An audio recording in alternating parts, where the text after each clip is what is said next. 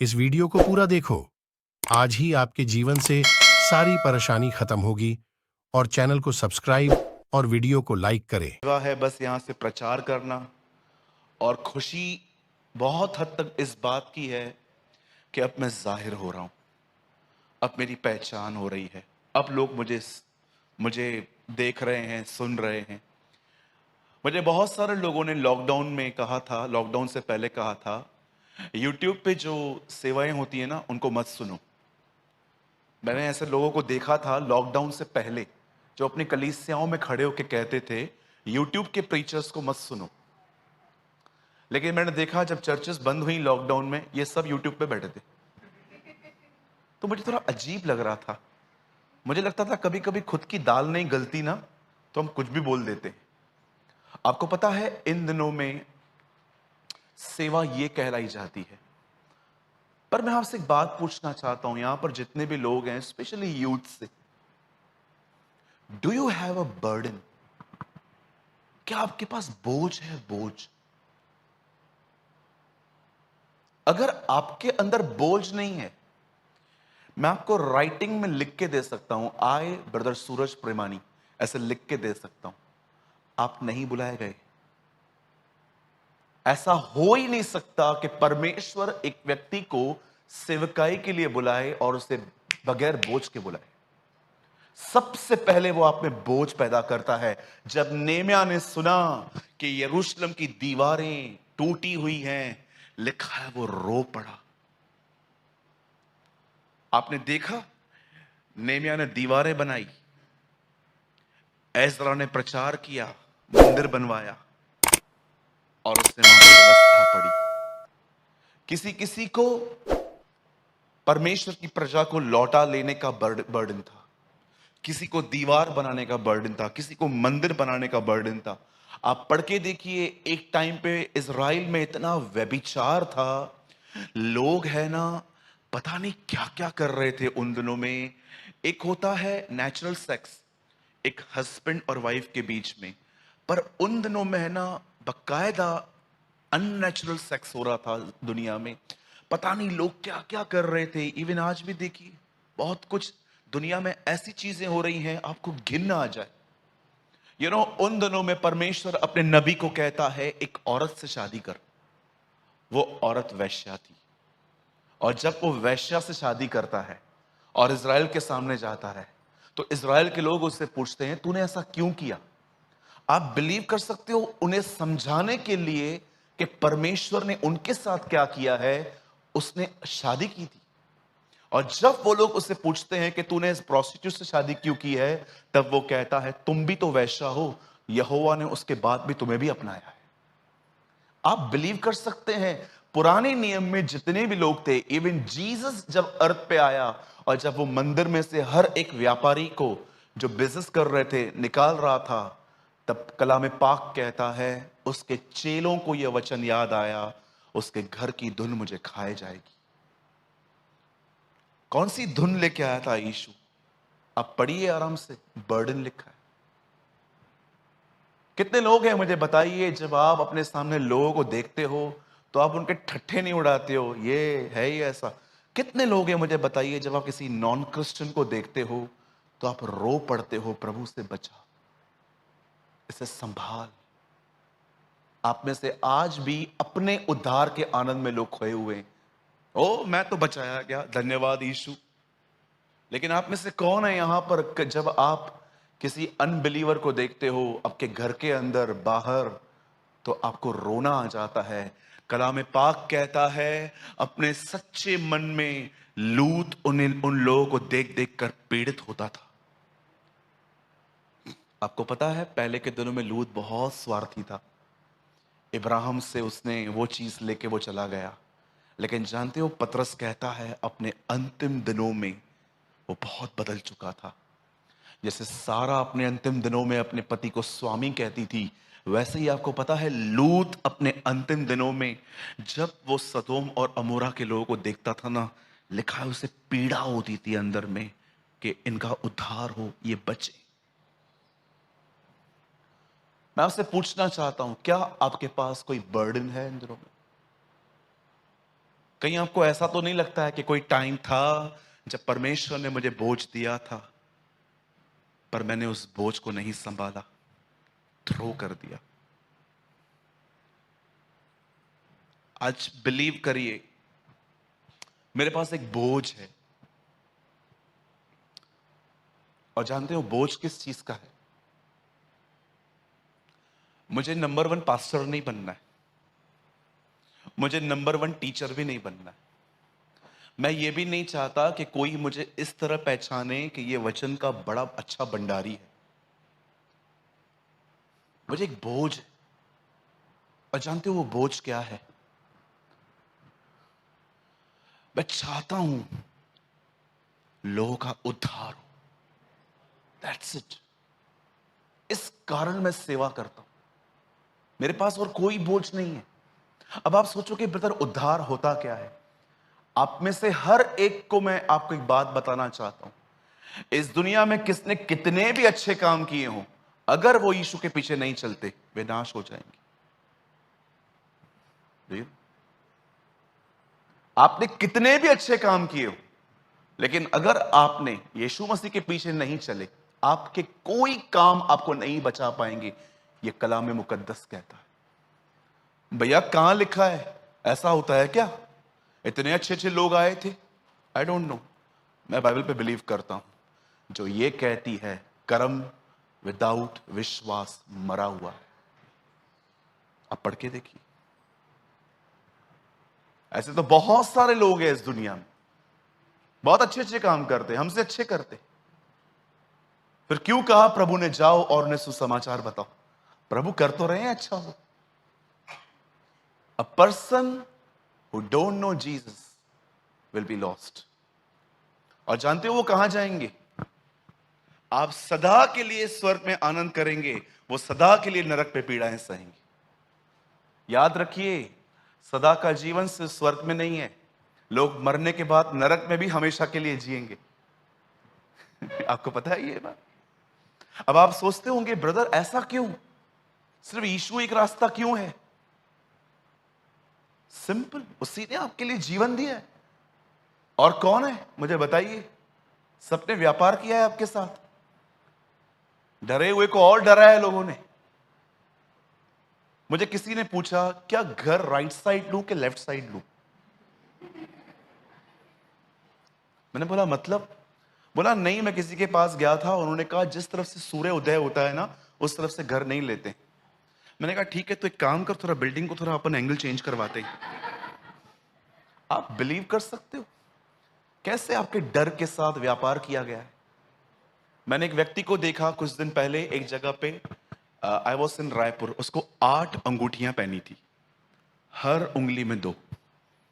तो मुझसे रहा नहीं गया, मैंने उससे पूछ ही लिया। मैंने कहा अंकल हेलो। तो उन्होंने बोला हाँ बेटा बोल। मैंने बोला ये क्या है? 8-8 उंगलियां, मैंने 4 उंगलियों पे 8 अंगूठियां। बोला हाँ ये मुझे एक्सीडेंट से बचवाती है, ये मुझे बेबी से बचाती है, ये मेरे बच्चों को सुरक्षित रखती है। इसको क्या कहते हैं? इसको अमेरिकन बोलते हैं इसको। ये श्रीलंकन होगी ना, क्योंकि मुझे भी कुछ स्टोन्स के नाम पता थे। उन्होंने बोला हाँ बरोबर तो सही कह रहा है। मैंने उसको ये सारी अंगूठियों में देखने के बाद कहा, मैंने कहा काका एक बात पूछूं, आपका खुदा आपकी रक्षा नहीं करता?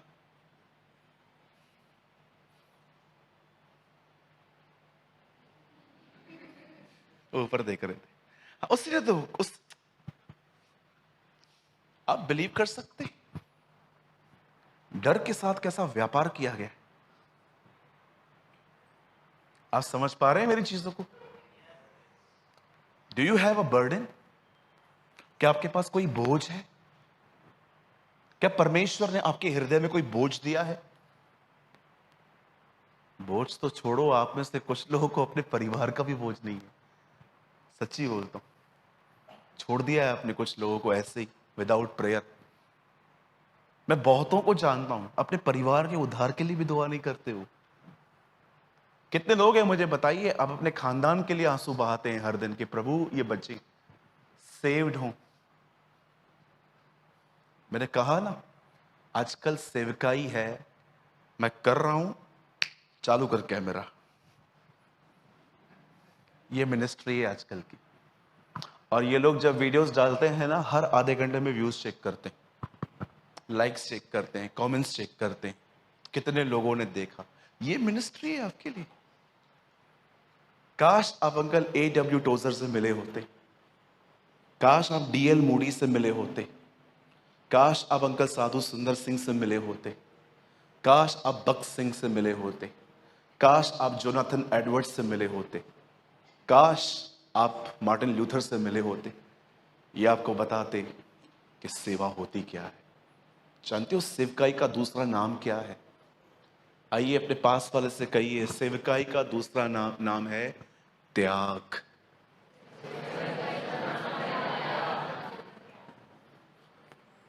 बोलो त्याग। ऐसे और थोड़ा इजीली बताऊं, बलिदान।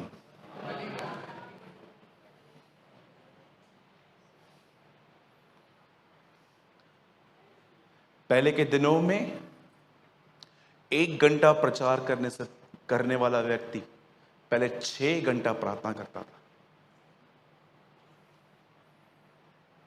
आज वेदी पर आने वाला व्यक्ति दुआ नहीं करता।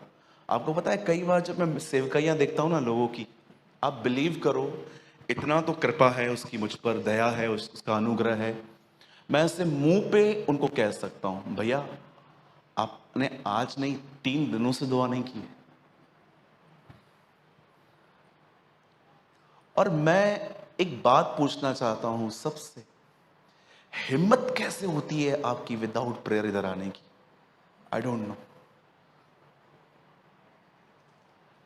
मैं ये बात समझ नहीं पाता हूं। बहुत सारी जगहों पे जब मैं जाता हूं ना, एक भाई को तो मैंने बोल दिया था, मैंने कहा तुझे हिम्मत कैसे होती है विदाउट प्रेयर इधर आने की?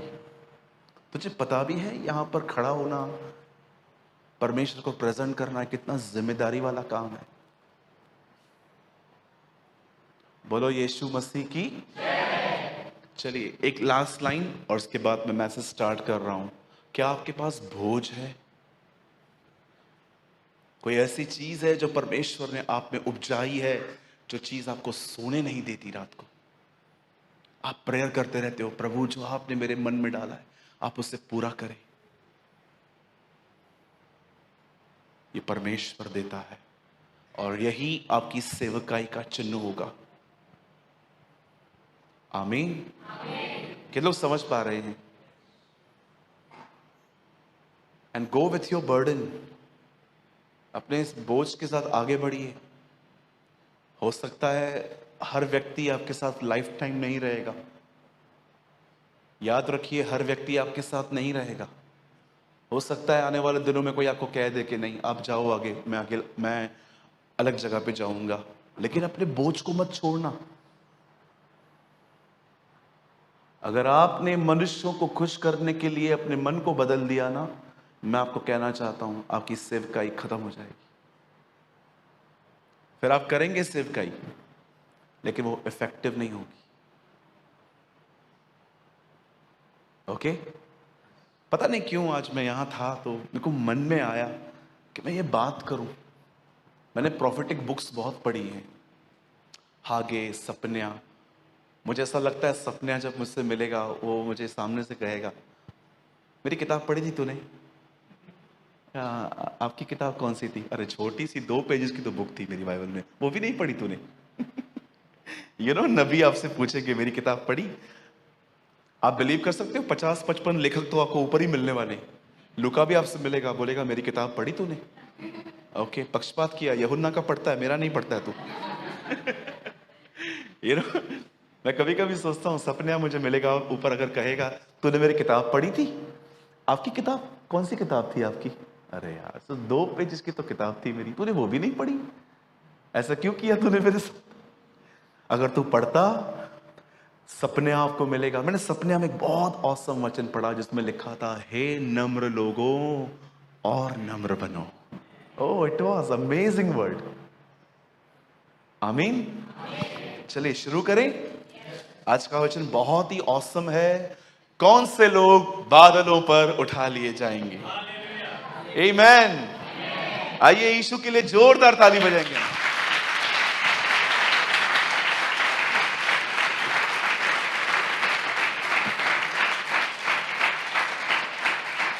आइए मेरे साथ खोलिए द गॉस्पल ऑफ मैथ्यू, मती रचित सुसमाचार, मती की इंजील।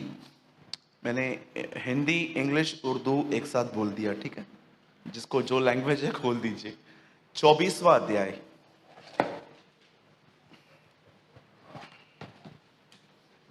मती 24वां अध्याय, सब खोलेंगे।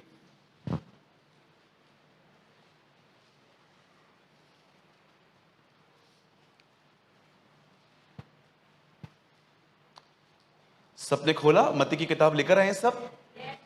लेकर आए ना? बाइबल में ही है। मैथ्यू 24,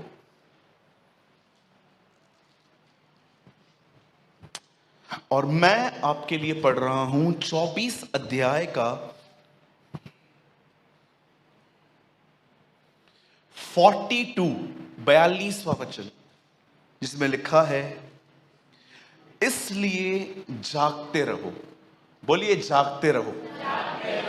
इसलिए जागते रहो क्योंकि तुम नहीं जानते कि तुम्हारा प्रभु किस दिन आएगा। हॉरिबल वर्ड है ना? मैं कभी कभी सोचता हूं, प्रभु अगर लिख देता मैं 24 दिसंबर 2023 को आऊंगा। कभी 24, आपको पता है सारे भेवड़े 23 दिसंबर को पश्चाताप करते। सोचो अगर यीशु कहता कि मैं 26 दिसंबर को आऊंगा, तो बहुत सारे ब्रेकअप्स कभी होते? 25 को। जानू जान दोनों अलग, क्योंकि जान निकालने वाला आ रहा है। है ना? एक रात पहले मैसेज करते जानू जा, है ना? ये परमेश्वर का धन्यवाद हो कि उसने डेट नहीं बताई आपको, पता नहीं क्या हो जाता। सोचो अगर आपको कितना खतरनाक होता अगर हमें पता चलता कि जीसस 2030 में 35 में आने वाला है, और सोचो हम कितने बर्बाद हो जाते, कितने पाप करते ना हम, एक ही बात को सोच के, अरे टाइम है रे, अभी बहुत टाइम है, एंजॉय कर लाइफ, चलो पिक्चर पे चलेंगे, चलो मूवी पे चलेंगे, नई मूवी आई है अभी, चलो पुष्पा। हाँ, रिसेंटली मैंने एक एड देखी, एड आते रहते हैं ना, हम लोग भी सोशल मीडिया पे हैं, यूट्यूबर हैं, तो ये सारी बातें आती हैं। एक आदमी ऐसे खड़ा था, वो कहता है मेरा नाम पुष्पा है। मेरे को पहले लगा ये लड़की है, फिर बाद में मैंने किससे पूछा ये क्या है, बोला ये लड़का ही है। तो बोला पुष्पा नाम क्यों रखा है? बोला पागल है ना इसलिए। तो मैंने बोला हाँ, इनको देखने वाले भी पागल हैं। और फिर तो वो बंदा मुझे उसके डायलॉग्स भी बता रहा था, झुकेगा नहीं। अरे तेरे को झुकना पड़ेगा, क्योंकि लिखा है हर घुटना झुकेगा।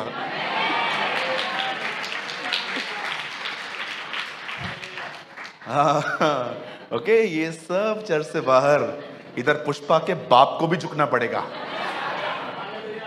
झुकेगा नहीं तो टूट जाएगा। झुकेगा नहीं, तेरा पिताजी भी झुकेगा।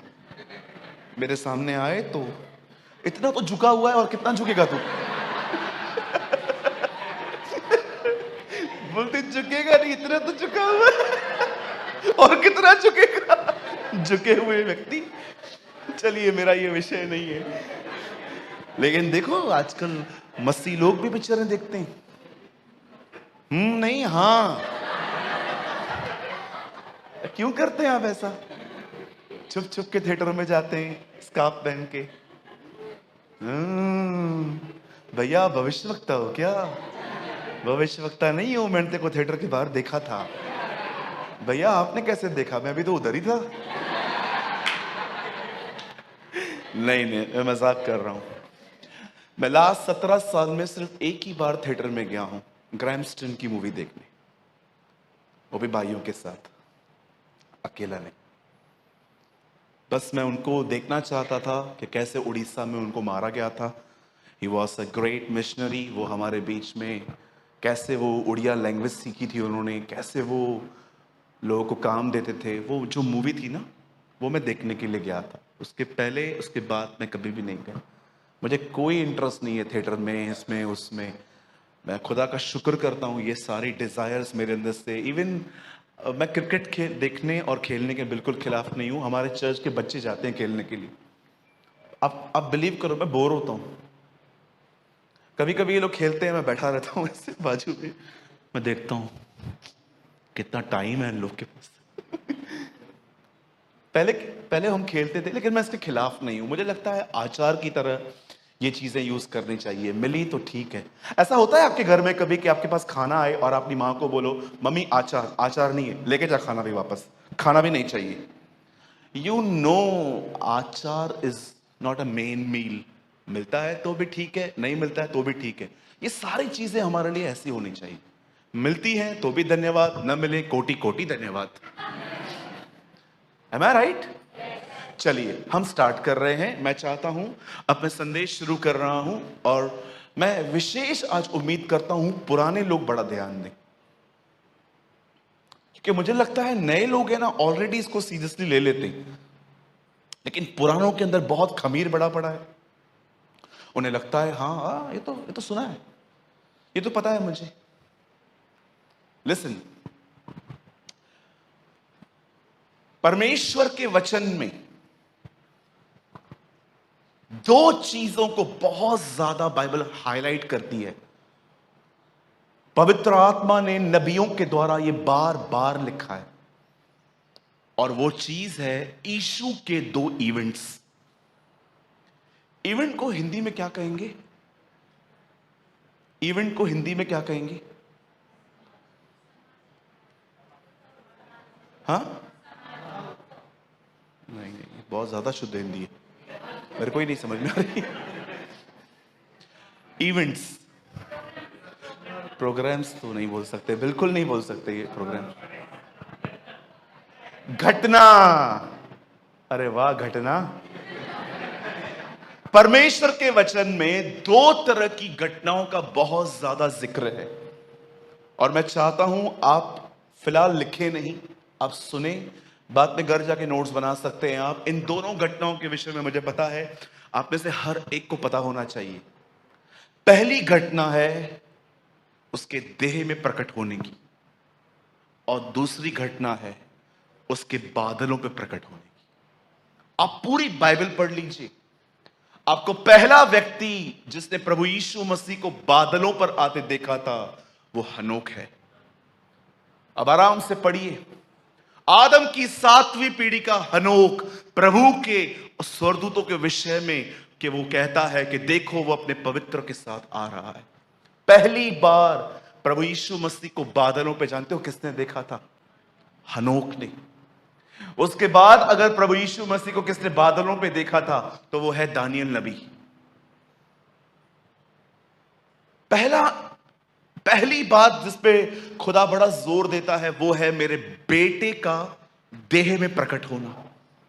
ये ऐसा एक सिद्धांत है, जब यीशु के दिनों में पता है इसका विरोध हुआ था। आपको पता है यीशु ने एक दिन क्या किया? बाइबल बताती है प्रभु यीशु मसीह ने एक दिन कहा, तुम्हारा बाप, यहूदियों को कहता है, तुम्हारा बाप इब्राहिम मुझे देखना चाहता था मेरे दिन को। वो लोग कहते हैं तेरी उम्र ही क्या है, तू ये सारी बातें करता है, तू तो छोटा है, इब्राहिम तो बहुत पहले था, तूने कैसे देख लिया? अब यीशु को ये कहना चाहिए ना कि इब्राहिम से पहले मैं पैदा हुआ था। जानते हो उसने क्या कहा? इब्राहिम से पहले मैं। जब उसने कहा ना मैं हूं, वो सभी जानते थे ये नाम सिर्फ यहोवा परमेश्वर यूज करता था, मैं हूं। इसके कारण वो उस पर भड़क गए थे। एंड यू नो, अपने दिनों में जब यीशु ने अपने आप को खुदा कहा कि मैं परमेश्वर हूं और देह में प्रकट हुआ हूं, बहुत लोग इसका विरोध करते थे। इवन जब यूहन्ना अपनी किताब लिखता है, पहला यूहन्ना, तो वो क्या कहता है? मसीह का विरोधी कौन है? वही जो मसीह के देह में आने का इनकार